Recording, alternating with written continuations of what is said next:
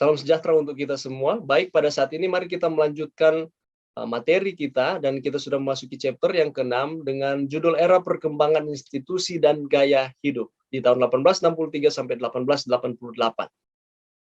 Kita akan melihat di sini bagaimana perkembangan akan institusi gereja ketika sudah diorganisir di tahun 1863, dan juga sampai ke 1888 berbicara juga mengenai, banyak di sini berbicara mengenai pola hidup sehat atau gaya hidup sehat. Mari kita mulai. Langkah maju selanjutnya setelah terbentuknya organisasi General Conference, tadi saya katakan di 1863, 21 Mei adalah dalam gaya hidup sehat. Tanggal 5 Juni 1863, Mrs. White menerima kayalnya yang pertama dan komprehensif sehubungan dengan kesehatan. Pada waktu katanya dia menerima kayal mengenai kesehatan, reformasi kesehatan ini, dia berada di rumah saudara Hilliard di Otsego, Michigan.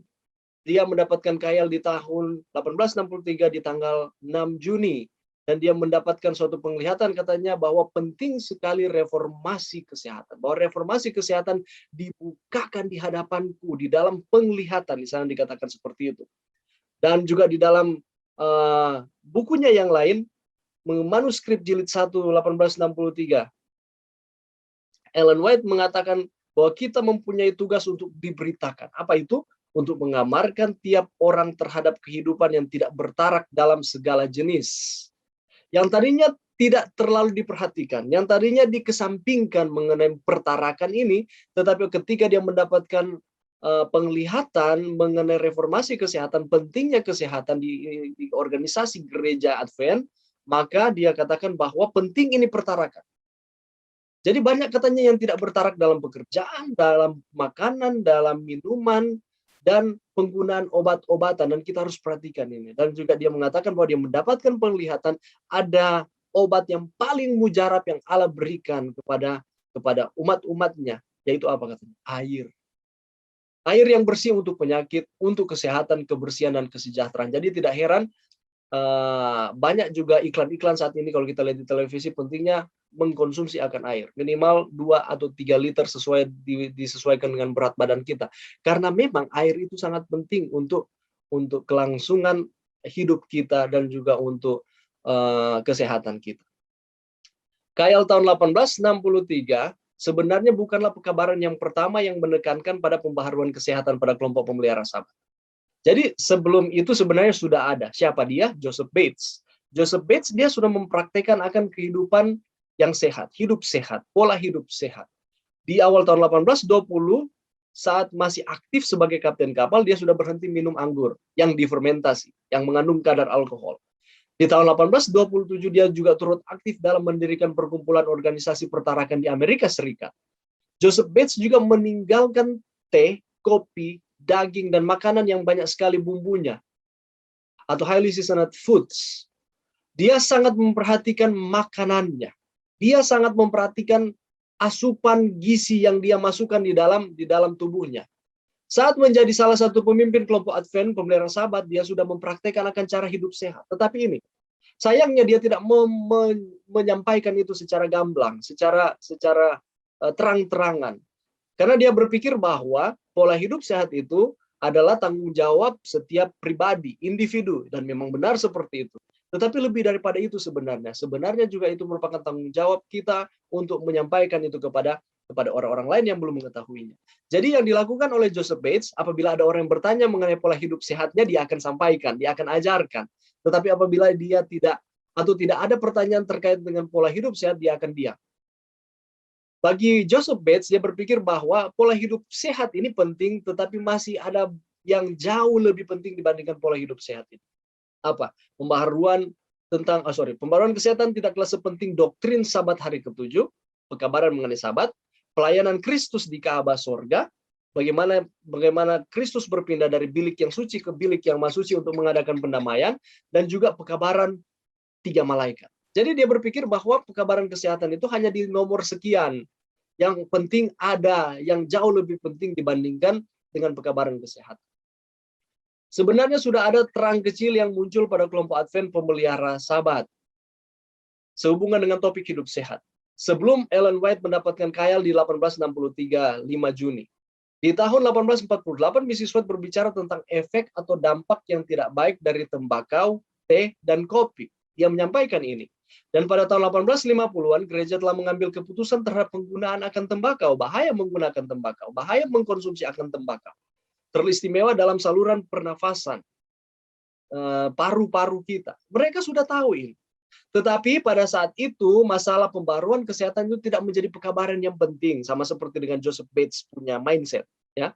Karena menurut gereja yang lebih penting adalah hal-hal yang tadi Joseph Bates katakan, dan juga bahwa gereja ini sedang bergumul dengan hal-hal yang lebih berat, masalah doktrin. Kita tahu bersama, kita sudah pelajari mengenai perkembangan doktrin, di mana salah satu perkembangan yang sangat penting mengenai Trinitas, Tritunggal, di mana lebih khusus menekankan mengenai Roh Kudus itu Allah atau bukan. Kita sudah bahas itu di pertemuan sebelumnya, ya.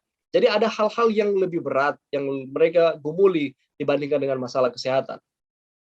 Pada bulan November 1850, James White memaparkan argumentasinya berdasarkan Kisah pasal 10 yang menentang pemikiran bahwa di pasal ini babi diizinkan untuk dimakan. Jadi James White dia membaca mengenai Kisah pasal 10, di sana juga ada binatang-binatang yang tidak diizinkan untuk dimakan.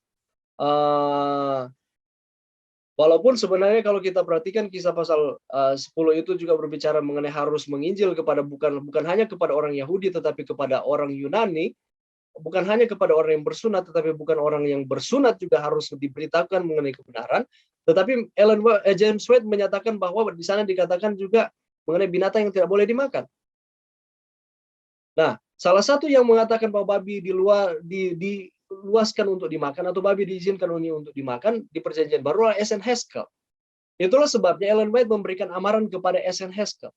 Dia katakan seperti ini. If it is the duty of the church to abstain from swine's flesh, God will discover it to more than 2 or 3. He will teach his church their duty. God is leading out a people, not a few separate individuals here and there, one believing this thing, another that. Testimonies volume 1 halaman 206. Ada 3 hal yang ditekankan di dalam kutipan ini kepada S.N. Haskell. Allah bekerja dengan kelompok atau gereja dan tidak pada individu. Dia mengatakan bahwa pemikiran-pemikiran individu itu penting, pemikiran-pemikiran secara personal itu ada baik, ada benarnya, tetapi yang lebih baik, yang lebih benar adalah ketika ada pemikiran seperti itu, mereka harus sampaikan ke gereja, nanti gereja yang konfirmasi. Bukan kebenaran secara individu sudah didapatkan, belum ada konfirmasi di dalam gereja apakah itu benar atau tidak sesuai dengan firman, lalu langsung disampaikan kepada orang lain, dan itu Allah tidak bekerja dengan cara seperti itu. Jadi Allah bekerja dengan gereja, Allah bekerja dengan komunitas, Allah bekerja dengan kelompok. Jadi kalau ada doktrin-doktrin baru, sehubungan dengan makanan, sehubungan dengan doktrin-doktrin yang lain, sama seperti dengan kasusnya S.N. Haskell, ya katakan binatang yang dilarang untuk dimakan di dalam perjanjian lama, dan pada akhirnya diizinkan untuk makan di perjanjian baru, dia katakan bahwa itu mungkin pendapat penalaran secara pribadi, itu harus ada konfirmasi dulu dari organisasi. Apakah itu benar atau tidak? Ada konfirmasi di dalam dari gereja. Sebagai pemimpin atau sebagai seorang pemimpin, Allah itu sabar dalam memimpin. Allah memimpin kita secara sabar. Dan juga berkaitan dengan poin nomor 3, kebenaran zaman ini bersifat dinamis dan progresif. Kebenaran zaman ini bersifat progressive revelation. Kebenaran zaman ini bersifat perlahan-lahan, tetapi secara progres disampaikan. Tidak langsung disampaikan secara menyeluruh, tetapi secara perlahan-lahan, tetapi pada akhirnya akan tiba di suatu saat bahwa akan jelas di zaman kemudian, di akhir zaman. Akan jelas semuanya yang ada di dalam Alkitab. Jadi kalau kita lihat memang ada pertentangan mengenai penalaran dari S.N. Haskell sehubungan dengan memakan makanan yang tidak diizinkan di dalam perjanjian lama di Yesaya pasal 66, di Bilangan pasal 15, Imamat pasal 11, tetapi dia katakan di Kisah pasal 10 bisa saja sudah diizinkan, walaupun saya katakan tadi bahwa ini juga berbicara mengenai bagaimana caranya menyampaikan akan pekabaran baik kepada orang-orang Yunani maupun orang-orang Yahudi, orang-orang yang bersunat maupun tidak bersunat. Tetapi kalau kita berbicara soal makanan, Allah mengizinkan untuk mengkonsumsi daging pada waktu air bah. Kita ingat ini cerita. Ketika sudah tidak ada lagi makanan untuk dikonsumsi, biji-bijian, kacang-kacangan, buah-buahan, sayur-sayuran, oleh karena semuanya itu sudah lenyap semuanya oleh karena air bah. Jadi Allah mengizinkan ini kepada Nuh untuk makan. Tetapi jangan lupa ada binatang yang halal, ada binatang yang haram. Ada yang binatang diizinkan untuk dimakan dan binatang yang tidak diizinkan untuk dimakan. Kita boleh baca itu di Muhammad pasal 11.